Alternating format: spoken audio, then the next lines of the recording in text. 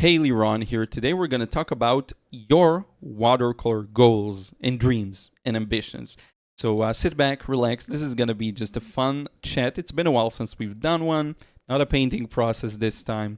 And I hope you'll enjoy it. So I've been thinking a lot about watercolor, the skills, techniques, improvement, growth.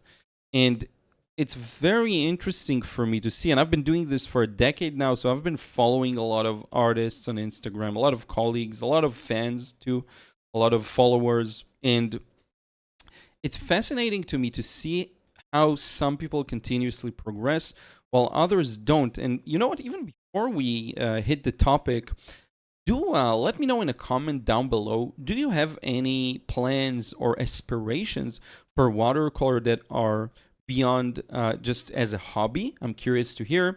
If you want to just have it as a hobby and do it for fun, whatever, for your own, perfectly fine, right? I trying to get a glimpse into what the people here are interested in.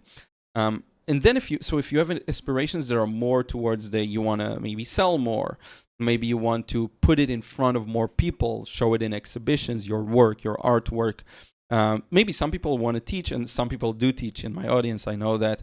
I'm curious to hear where you're at with watercolor. Do you have a goal? Do you have a watercolor goal in mind? Let me know in a comment. I'm curious to hear.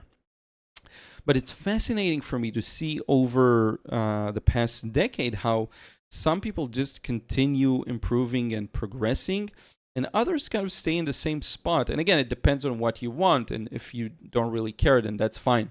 But it feels to me like the more tangible and possible it feels to you to make it to get to your goal, whatever it is, and it's true for life in general, not just watercolor.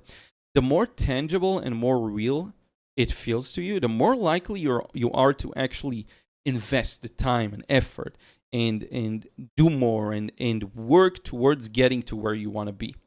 And the craziest thing is you could have two people where they're both in the exact same circumstances, they have the same means, they have even the same starting point in terms of skills, but one of them, for some odd reason, believes that it's very possible for them to attain their goal. It's very tangible.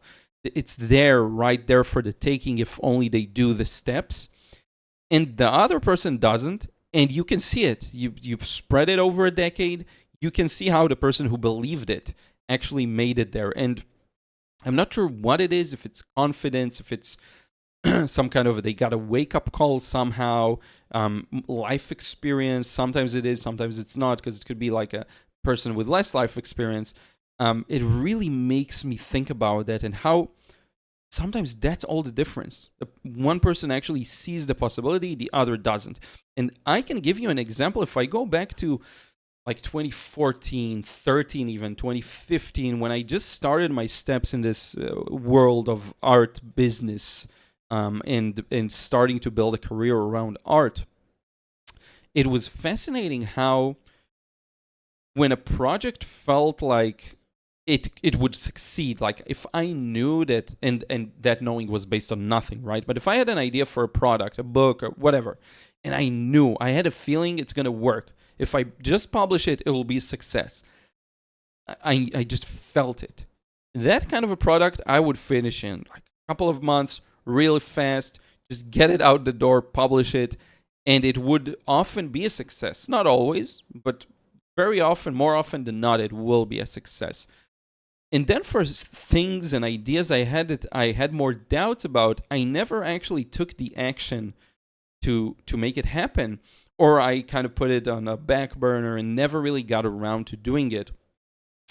You could have a project that's been sitting for years, and then suddenly you get a wake-up call, and the wake-up call could be in the form of someone actually calling you out on, you want to achieve, you say you want to achieve all these things, but actually you're not doing anything to get there, right? Someone puts a mirror in your face. And for some people, that's a wake-up call. It's like, yeah, I'm not. I've been kind of lying to myself.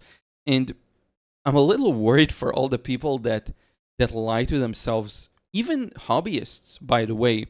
If you paint for yourself, and you're kind of BSing yourself for years and saying, I'll just continue practicing and it'll get better. I'll get better results.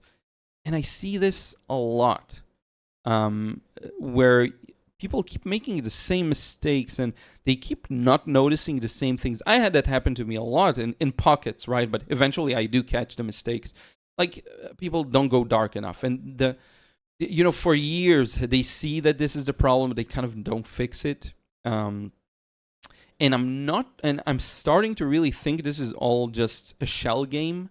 Like, reality itself, I know it's a little weird, but reality itself is a shell game to our brain, meaning whatever you believe, whatever you think, whatever you feel just feeds directly into your reality. And everything else is just background noise, right? The circumstances you come from, of course, some things are worse than others and some people have it hard, but just the circumstances, the people around you, the opportunities you're given or you find, you make for yourself, it's all just a manifestation of like what's inside here, right? And I know I'm not in the camp of believing that's just 100% that. I'm not there. But the more life experience I gain, the more it sure feels like it, is what I'm gonna say. And by the way, I wonder if you already left a comment with your watercolor goals, leave another one and tell me what you think about this idea. But now that I think about where I want to take this business, and I'm starting to really think, who are the people I want to work with, right? What's the best value I can give someone? And the more I think about it, I feel like I have the courses and the YouTube videos, and that's great for beginners, for people who are just dipping their toes, for people who are kind of beginner intermediate, but they still have some catching up to do in terms of noticing things visually and noticing technique-wise, like some little minor fixes to technique that make a huge difference. But I feel like I would like to work more also with people who are more driven to have their work out there. And I've been working on building a program for that I kind of teased in a previous video. Something that's a little more demanding. I feel like what gave me a taste of this is doing the critique sessions, right? So I launched this new thing that I'm doing. I'm giving critiques for people's paintings.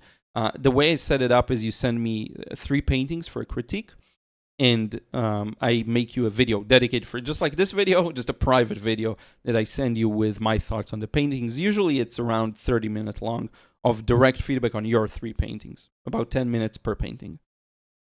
And it made me really enjoy this kind of a process of the people. The better the person is, almost the more fun it is, because then I can really notice the nuances in what they're doing, right? If someone's not being able to capture the basic shapes they're seeing, if the values are all off, there is some challenge to that too, don't get me wrong, to critiquing someone like that. But I really enjoyed seeing work that's a little more, and what I call advanced here is not really that advanced. I'm not talking about people who are at my level. And again, I have a lot to learn still, but a lot of people who are kind of in the process of, they remind me a lot of my work 6 or 7 years ago. That's a good way of putting it. And a lot of you have been sending me paintings, by the way. Your work does remind me of my work from a couple of years back. So it's like, what's the best value I can offer to someone? And I think it is that experience. Taking someone who's like a 6 out of 10, who's really, really dedicated and determined. And this is where it gets really interesting. I feel like if you see a path forward and then this kind of a program comes into your radar, you're the kind of person who feels like it's tangible for them to make it. I have a feeling a lot of people will jump on that.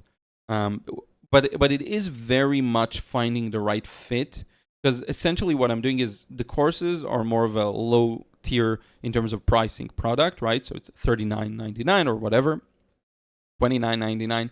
But then when you promise more to someone, and this is a good advice if you're working on building some kind of a business for yourself, whether it's art or not in art, when you promise more to someone, they also need to have more skin in the game. They need to invest in something. I don't know if you're the same as I am.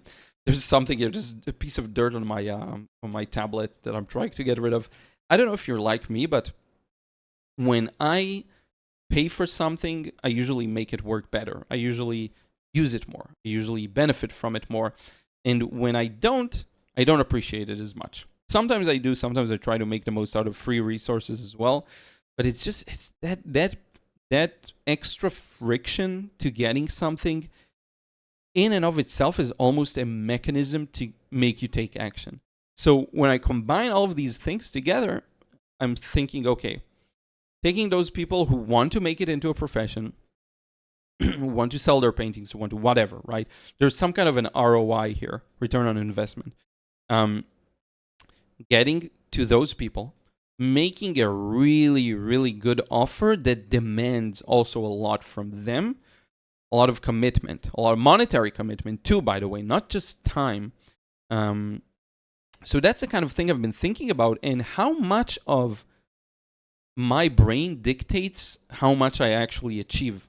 How much of my thoughts and my beliefs actually dictate what I achieve. And I think it's a good thing to explore, right? If you've been thinking about, and I think the best place to start, you know what the best place to start is? Start with like the thing you're really struggling with and hasn't changed for like 3, 4, 5 years. There's something, if it's watercolor, it's watercolor. It could be anything really in life. Anything that you're kind of BSing, right? Maybe it's Ruth. Maybe it's your health. Maybe it's, a relationship with someone. Something that hasn't changed for years and it gives you a lot of pain, I think is a good place to start and think to yourself, like, how the way I feel about this affects this. And if another person were, like in a theoretical reality, if another person were to inhabit my brain and body, would they have those issues that I have? Probably not. I think it's an interesting concept to explore. So that's one thing that I've been wondering about, and how much of this kind of a program that's aimed more towards people who are advanced, not necessarily in their skills, they're advanced here. They want to get it. How much of that thought and belief makes people actually take the action? Ruth is crying. Let me check in on her. I let Ruth in our walks just take me wherever she wants, and what ends up happening is something like today where we stepped on an anthill. That was fun. Hey, Ruth. We stepped on an anthill. I noticed there are a couple of small, tiny ants on my socks. That was fun. It wasn't fun for her because she's been running around trying to nab at her hind leg. Let me open the door for her again. But yeah, that's more of a lesson for myself to maybe have more situational awareness. Usually I have it, but this time she fooled me, and now we're both paying the price. But yeah, I wonder about these things now. It's been a while that I've been thinking about it. As I've been working on building this program, how much of just life and experiences and interesting things, unique experiences come to you because you just are allowing them to arrive. You know what I mean? And again, I'm spiritual in some senses, but I'm not fully spiritual in other senses. But I'm just curious to hear. Let me know your thoughts on all of this. A bit of a rambling video, but I do wonder how much of what we get is a direct byproduct of what we think we can get, right? And by the way, this new program is going to challenge me in a lot of interesting ways. It's a completely different experience marketing it. I'm trying to filter out like very specific types of people. It's a different process, right? So you initially spend more on marketing it and reaching those people. You pay more per lead in a way. But then the payoff is much more significant, right? If you can get a commitment for 6 months, right? Something like a long plan, long process. I think there's a lot of value in that, right? The person might get something from me that they can't get anywhere else. Because when I look around, I do see a lot of, there's content, of course, and I do think my content is better than a lot of others in many senses, not in all senses, of course. There are many people here on YouTube that do better videos, they have better skills, all of that, of course. But I think there's something in the way I do things that is, it's just more emphasized on the, it's educational and inspirational at the same time. I think there's a bit of the enthusiasm aspect to it that hopefully does make people think and feel like they can do it. That's the thing that's been always important to me, right? I'm not just teaching you something, I'm giving you my experience of doing it, right? But yeah, I do see a lot of content around. There are plenty of courses. There are plenty of like a monthly thing where you pay a monthly fee for to an artist, and then once a month or once every 2 months they critique your work in kind of a group critique setting. What I'm trying to offer is a bit beyond that, and as always with my work, it's like going the deepest, always trying to go deep with like why reality looks the way it does with my paintings too.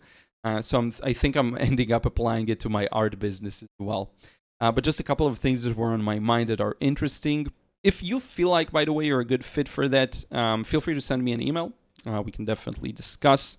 I'm currently in the process of finding people who are a good fit and actually reaching out and doing the whole proper lead generation. It's a very interesting process. And it is a filtering process. Most people won't be a good match for this.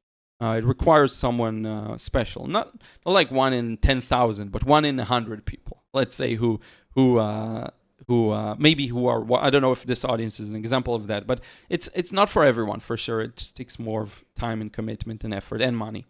But if you do feel like you're a good match, definitely feel free to email me. These are some of my thoughts. I would appreciate you writing down and comment below what you think. If you have the same experience with just reality around you, and what are your goals with watercolor? You know, depending on your goals, you might not even need something like a more involved process, depending on if you want to teach, if you want to sell, if you want to.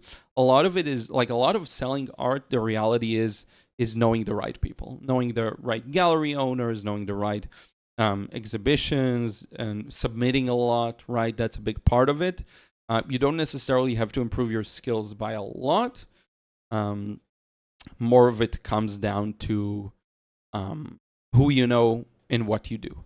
But I think for the specific individual who kind of knows they really want to improve and they're kind of sick of lying to themselves that, you know, this aspect of my painting is decent, but actually they know they can do better. I think hopefully I'll be able to provide something that no one else does, which is really nice. But yeah, would be curious to hear your thoughts in a comment below. Thank you so much for listening to my ramblings. It's been a while since I did one of these videos, so hopefully you enjoyed it. You could listen on the go and just kind of paint maybe while you're at it, or do something, walk the dog, whatever it is. Don't step on an anthill though. I'm not recommending this experience. I would say it's a 2 out of 10. Not recommend. Thank you so much for watching. And thank you so much, by the way, to everyone who supports me on Patreon. Really, really appreciate it. Lots of new people there, and also lots of new content that I've been adding. So thank you so much for being there. And if you want credits at the end of my videos, you still aren't supporting me there, feel free to check it out. And I will talk to you again in the next video, hopefully a painting process real soon.